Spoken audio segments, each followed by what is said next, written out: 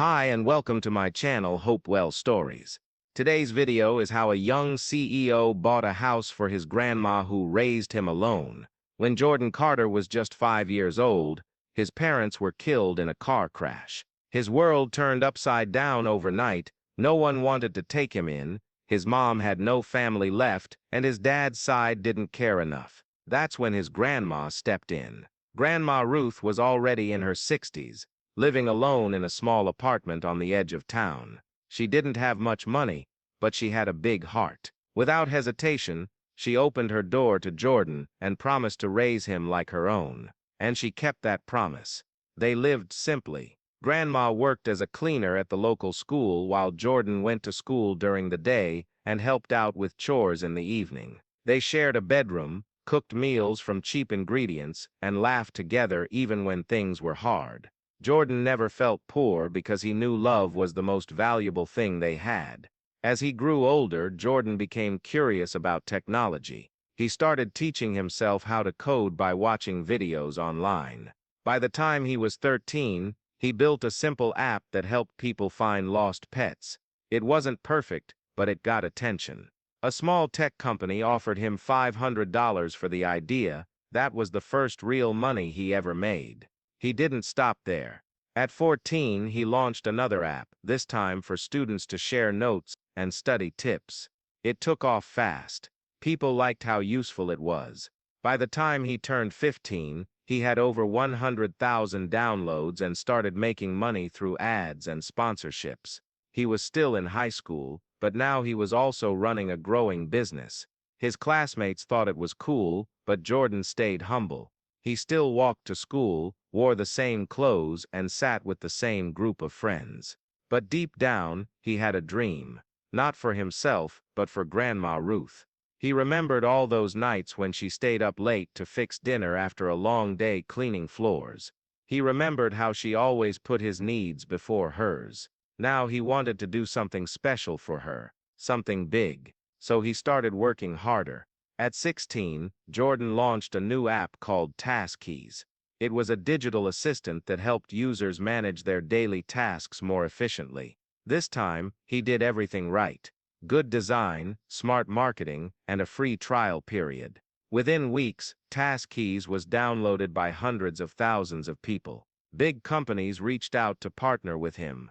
By the time Jordan turned 17, Task Keys was being used all over the country. Investors wanted to buy pieces of his company, but he refused. He wanted to stay in control. He hired a small team, rented a tiny office space, and officially became CEO of his own startup. The media started calling him the teen tech genius. There were interviews, magazine covers, and even talk shows asking him to appear. But none of that mattered to Jordan. All he could think about was keeping his promise to Grandma Ruth. One Saturday morning, Jordan woke up early. He had butterflies in his stomach. Today was the day. He picked up a thick envelope from his desk. Inside was a set of house keys and a document signed in black ink, deed of ownership. He walked into the kitchen where Grandma was sipping coffee and reading the newspaper. "Morning, sweetheart," she said with a smile. "Morning, Grandma," he replied, trying not to show how nervous he was. "Can we go for a drive?" She raised an eyebrow. "Now, where to?" "It's a surprise." She smiled again.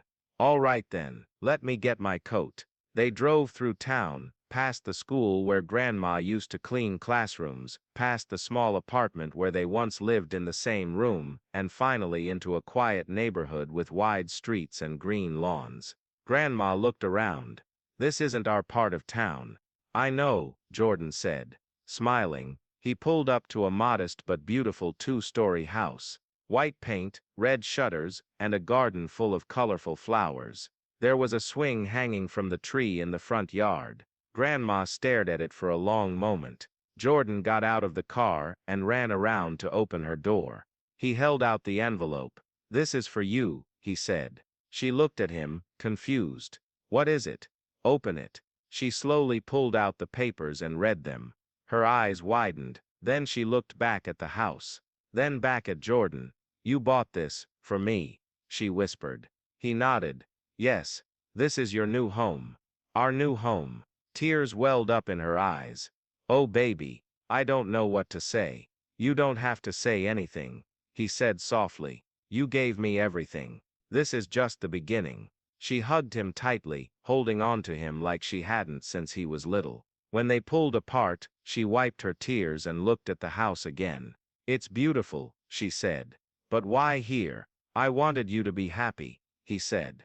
"I wanted you to live somewhere peaceful with flowers and fresh air. You deserve it." She kissed his forehead. "You are the best thing that ever happened to me." Together they walked up to the front door. Jordan unlocked it and let Grandma step inside first. It smelled like fresh paint and sunlight.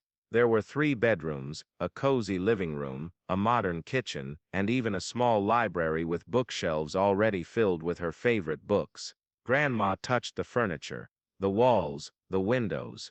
She couldn't stop smiling. "I can't believe this is mine," she said. "It's ours," Jordan corrected. "And I'm not stopping here. We're going to keep moving forward."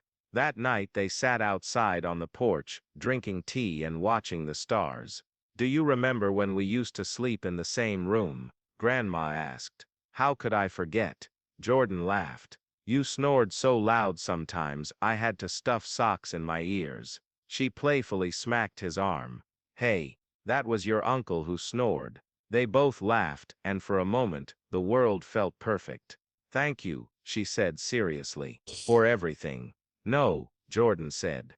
"Thank you for never giving up on me." From that day on, life changed for both of them. Grandma enjoyed her new home, met neighbors, joined a book club, and even started gardening. Jordan continued building apps, hiring more people, and helping other kids learn coding through a program he started called Future Minds. People kept calling him a genius, a prodigy, a young millionaire, but Jordan never saw himself that way. To him, success meant seeing Grandma happy. Everything else was just extra.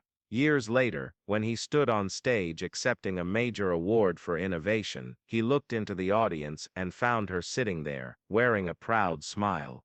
"I wouldn't be here without someone very special," he said, into the microphone. "My grandma. Thank you for raising me, loving me, and believing in me before anyone else did." The crowd clapped loudly. Grandma wiped her eyes again. And Jordan knew, no matter how far he went, he'd always carry her with him. Because she was the reason he believed in dreams, and the reason he never stopped chasing them. If you enjoyed the video, please don't forget to like, comment, and subscribe to our channel. Thank you for watching, and see you on the next video. Bye.